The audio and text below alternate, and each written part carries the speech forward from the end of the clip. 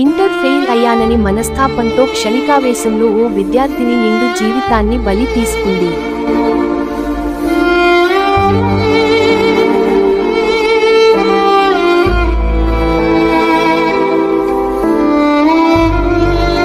సిద్దిపేట జిల్లా హుస్నాబాద్లో ఇంటర్ విద్యార్థిని దండవేణి సంజన ఇంట్లో ఉరి వేసుకుని ఆత్మహత్యకు పాల్పడింది.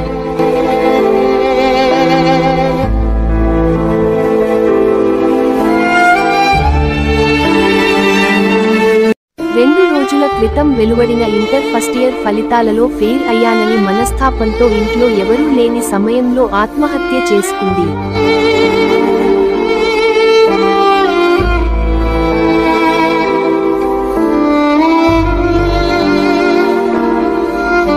విషయానికి తెలుసుకొని ఘటనా స్థలానికి చేరుకున్న పోలీసులు మృతదేహాన్ని పోస్టుమార్టం నిమిత్తం శవగారానికి తరలించి దర్యాప్తు చేస్తున్నారు.